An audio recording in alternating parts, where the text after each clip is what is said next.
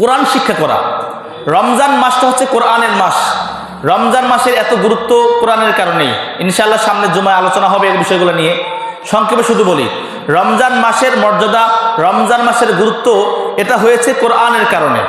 কোরআনের কারণে এই কোরআনটা যে মাসে নাজিল করা হয়েছে, সমস্ত মাসের মধ্যে হতে ওই মাস সবচেয়ে বেশি গুরুত্ব পেয়েছে।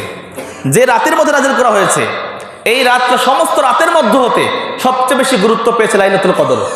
এই কোরআনটা যেই মানুষের উপর নাজিল করা হয়েছে, সমস্ত নবীদের মধ্যে হতে সবচেয়ে বেশি মর্যাদা পেয়েছে আমাদের নবী। কেন? এই নবীর উপরে কোরআন নাজিল করা হয়েছে। যতগুলা ফেরেশতা রয়েছে, সমস্ত ফেরেশতার মধ্যে হতে সবচেয়ে মর্যাদা পেয়েছে ওই ফেরেশতা যে ফেরেশতার মাধ্যমে আল্লাহ কোরআনকে বহন করেছেন।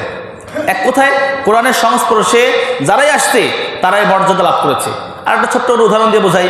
একটা দেখবেন রাস্তার পাশে একটা গাছ পড়েছিল, এই গাছের মধ্যে মানুষ যায়, বসে, পা দিয়ে লাথি মারে।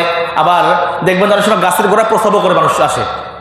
কিন্তু এই গাছটা থেকে বিভিন্ন জিনিস থেকে, কেউ বানিয়েছে সোফা, মানুষ বসছে, কেউ টেবিল, বিভিন্ন জিনিস মানুষ তৈরি করেছে এই গাছটা দিয়ে, এই কাঠ তৈরি করার পরে। কিন্তু যখন এই গাছের একটা অংশ থেকে একটা রেহেল তৈরি করা হলো, রেহেলের উপর যখন কোরআনটা আসলো, সঙ্গে সঙ্গে রেহেলের মধ্যে যদি কারো পাটা ভুলেও লেগে যায়, মানুষ রেহেলকে সালাম করে, সম্মান জানায়। কেন?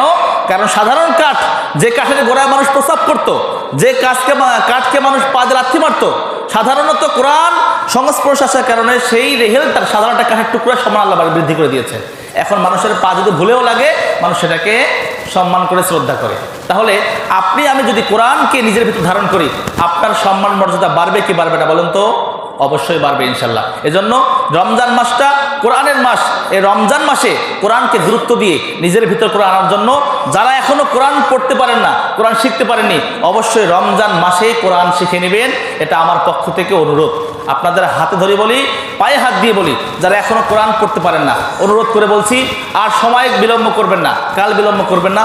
অন্তত পক্ষে হুজুর আছে, আমি আছি, আরও যদি প্রয়োজন হয় আমরা লোক দিব প্রয়োজনে। যদি আপনারা ব্যবস্থা করতে পারেন কোরআন শিখার জন্য যা যা প্রয়োজন আমরা আপনার সহযোগিতা করব। সবাই মিলে ইনশাআল্লাহ যারা পড়তে পারি না, এই রমজানের জন্য কোরআনটা শিখতে পারি।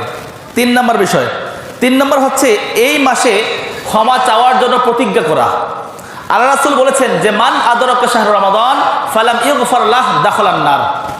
যেই ব্যক্তি রমজান মাসকে পেল, রমজান মাসে জীবনের গুনাহ খাতা ক্ষমা করে নেওয়ার অনেক উপায়।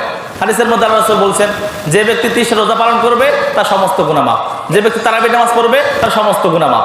মানে এরকম অসংখ্য হাদিসের মধ্যে বর্ণিত আছে, এই কাজ করলে সব গুনাহ মাফ, এই কাজ করলে সব গুনাহ মাফ, বিভিন্ন কথাবার্তা রয়েছে। তো এত সুযোগ থাকা সত্ত্বেও আপনি আপনার রমজান মাসে গুনাহ খাতা ক্ষমা করতে পারলেন না। আল্লাহ রাসূল বললেন,